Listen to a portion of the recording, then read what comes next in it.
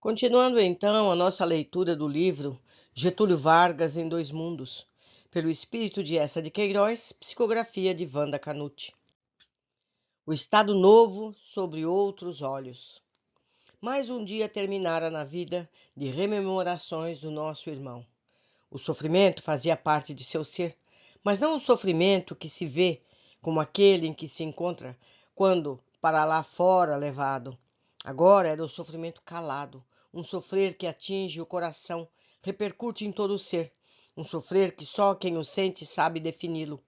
Cada vez mais, o acumular de ações mostrar-lhe-ia que os seus compromissos também seriam maiores. No dia seguinte, quando nova sessão se realizaria, novos temores o tomaram. Irmão José, tenho receios. Temo pelo que deverei ter à minha frente hoje. Você já tem as lembranças de tudo? Sim, irmão. Mas as lembranças, embora vivas, nunca são tão fortes como ver, por uma se desdobrando à nossa frente. E hoje, o que devo ver tem muito que me desagrada, que me entristece. Vejamos então, podemos começar? Apesar dos temores, devemos fazê-lo. Não posso impedir, mesmo porque os compromissos já foram assumidos. Sim, mas quem sabe algo bom também exista? Vamos ver. E começaram a visualizar um novo período. Um governo ditatorial que reúne em si todas as decisões tem que se resguardar muito bem, apoiado em tudo que se lhe dê segurança, que o cerque, sem que ninguém interfira e impeça a realização do que se tem em mente. As atitudes deveriam ser severas, rigorosas nessa hora, às vezes mesmo impiedosas para com os outros, e muitos desses ali estavam. As suas primeiras medidas, aquelas cujos direitos eram conferidos pela Constituição, preparada para lhe dar autonomia plena, foram de uma repressão incontida. Apoiado nesses direitos, afastava os que se rebelassem através de prisões ou desterros. Tudo passara a ter o seu controle. Até uma simples correspondência, se assim o desejasse, era censurada, como também os órgãos de imprensa. Os funcionários do governo teriam que compartilhar das mesmas ideias do presidente se quisessem manter-se nas suas atividades, porque do contrário seriam aposentados ou demitidos. Todas as ações eram realizadas para impedir que o liberalismo continuasse a viger, cerceando as ações que não partissem de um único poder central. Entretanto, viam-se também as providências tomadas para a organização de muitos setores, a criação de conselhos, sempre no interesse de colocar o país, política e administrativamente, em ordem, e o país ia bem. As influências europeias continuavam a ser sentidas aqui, sobretudo o avanço do nazismo. Pôde verificar a revolta dos integralistas quando viram sua ação impedida no momento em que extinguiu todos os partidos políticos. A oposição foi tão grande, a revolta tão intensa, que culminou com o ataque ao Palácio da Guanabara para atingir e eliminar o presidente. Quando essas imagens foram mostradas, Getúlio pediu ao irmão José que as interrompesse por um instante. O aparelho foi desligado e o orientador perguntou-lhe o que havia acontecido. Quero repor minhas ideias para o que virá após. Foi uma noite terrível. Fomos todos surpreendidos com invasão tão intensa e tivemos que nos defender. Mas tudo depois saiu a contento. O irmão viu como foi o planejamento prolongado e detalhado? Eu apenas imaginava, mas não tinha noção de como foi organizado. Foi bom ver tudo isso. Podemos continuar? Sim, podemos. O que vi agora tinha em minha mente. As imagens continuavam e ele viu as prisões efetuadas, recordando-se de que, a partir daquela ocorrência, teve que se proteger mais, razão pela qual determinou o seu irmão Benjamin que organizasse uma guarda pessoal para lhe dar mais segurança. Viu quando os muitos se achegaram, trazidos do Rio Grande do Sul, homens que poderiam executar muito bem a tarefa de defendê-lo. Viu entre eles uma pessoa que, ao lhe ser mostrada, não disse nada, apenas colocou as mãos no rosto e baixou a cabeça. Sim, ali estava uma figura muito importante e que muitos aborrecimentos lhe trouxeram mais tarde.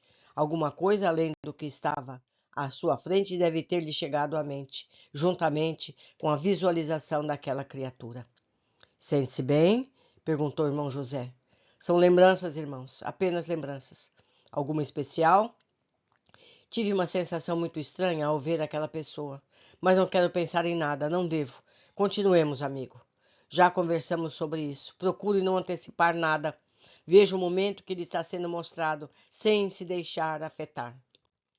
Estou me esforçando, mas quando o vi, não pude deixar de sentir um choque. Dando prosseguimento ao trabalho que realizavam, eles viram que, após esses problemas ocasionados pelos integralistas, o Estado Novo tornou-se mais firme em sua estrutura. Irmão José achou que já deveriam interromper, convidou Getúlio a que se retirasse, perguntando: Gostaria de conversar comigo a respeito do que viu, do que fez? Hoje não estou tão disposto a conversas. Quero estar só comigo mesmo, um pouco. Tenho em que pensar. Mas será bom falar. Deve fazer como tem feito até agora. Far-lhe-á bem. Talvez o faça, mas pretendo estar só por um tempo. Preciso organizar melhor a minha mente. Quero meditar, refletir. O irmão sabe, as ações foram muitas e nelas preciso pensar. Depois, se tiver bondade de me receber, eu o procurarei, mas não agora. Eu respeito, faça como achar melhor, mas vejo que está preocupado. Mais tarde eu o procurarei, se tiver um tempo para mim. O senhor sabe que agora é o único aqui que me compreende. Eu não deixarei de procurá-lo. Ao despedir-se de irmão José, Getúlio dirigiu-se ao seu compartimento. Deitou-se como uma criança que quer se esconder de alguma arte praticada. Permaneceu quieto, encolhidinho, pretendendo isolar-se do ambiente que o circundava para poder ficar somente com as suas próprias reflexões. Pensou, reviveu muitos momentos, perdeu a noção do tempo e sentiu que delicada mão o tocou no ombro, querendo talvez acordá-lo para a realidade. Abriu os olhos e viu à sua frente a irmã Cíntia. Que aconteceu ao meu querido irmão? Há tempos não o via deitado a esta hora. Não está se sentindo bem? Getúlio apenas olhava e não conseguia pronunciar nenhuma palavra. Onde está o irmão José? Por que não está com ele? Parece que veio refugiar-se aqui. Sim, irmã, penso que seja isso. Vim refugiar-me. Mas de quê? Aqui ninguém o persegue, não é mesmo? A perseguição não é de ninguém, que são todos muito bondosos, mais do que eu mereço. Se o tratam bem é porque o merece, do contrário não estaria entre nós. Vamos, levante-se, diga-me o que o aflige tanto.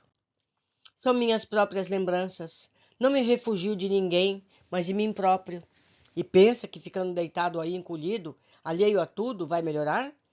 Não sabe que é muito pior? Quando temos problemas, devemos exteriorizá-los a alguém. Após, o alívio se fará. Sempre tenho agido assim. A companhia do irmão José tem me feito muito bem, mas hoje eu precisava ficar só. Sentiu-se melhor com isso? Penso que não. É verdade, os problemas parece que cresceram mais, e ainda mais me encolhia, querendo afastá-los de mim. A sua atitude não foi a melhor. Levante-se, procure o irmão José, que deve estar preocupado com você, fale o que deseja, abra seu coração que sentirá alívio. Senti-me tão só, tão abandonado aqui, mas não tinha coragem de reagir. Pois agora vai reagir. Levante-se, vá até o gabinete do irmão José, converse com ele, que diminuirão seus problemas. Ele o ajudará. Vamos, eu preciso ir até lá, você vai comigo. Getúlio não teve como recusar acompanhar a irmã Cíntia até a porta do gabinete do bondoso assentador. Ela própria bateu, abriu a porta, introduziu Getúlio, entrando após ele. Que surpresa agradável, irmã Cíntia. Deseja alguma coisa? Vim trazer o nosso irmão. Ele não está bem, precisa de ajuda. Ele próprio quis ficar só, respeitei a decisão dele, mas parece que não lhe fez bem. Sente-se aqui, irmão, vamos conversar. Irmã Cíntia despediu-se e ambos ficaram sós. O que houve de tão aterrador? Hoje compreendi o quanto me afastei dos meus planos aqui realizados. Construí em torno de mim uma muralha para que somente eu lá dentro estivesse, e de lá comandava, ordenava. Reprimia, castigava, apenas para que a muralha não fosse derrubada e ninguém perturbasse a minha segurança. O meu plano aqui elaborado, a minha realização lá, estão muito distantes. Apenas eu era mesmo, mas com ideais e atitudes muito diferentes. Por tudo que pudemos ver hoje, também teve boas realizações. Tomou muitas providências, regularizou vários departamentos. O país sentiu-se mais seguro, mais em ordem e o povo mais confiante. Sim, mas o Senhor percebeu as minhas verdadeiras intenções. Eu não realizei o que deveria, nem como deveria.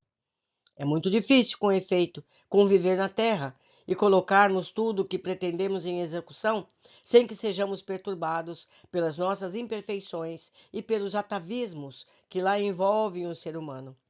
As imperfeições do nosso espírito ainda carrega são muito grandes. Já conversamos sobre isso, não é mesmo? Justamente por isso é que pretendia ficar só hoje. Quanto mais o senhor fala, mais sinto que falhei, que assumi compromissos muito grandes. Tenho receio. Você sabe que Deus não tem pressa. Se não realizarmos as tarefas como desejávamos, para ressarcir erros de outras existências, Ele nos proporciona a oportunidade de retornarmos quantas vezes forem necessárias para aprendermos a nos desfazer das imperfeições e um dia termos o espírito liberto para nos achegar até Ele. Eu já devo ter errado muito, não nesta encarnação que estamos analisando, que já sei, mas refiro-me a outras anteriores e não consegui ainda me libertar das falhas que o meu espírito carrega. Dia virá em que todos nós estaremos libertos e puros, que para isso fomos criados.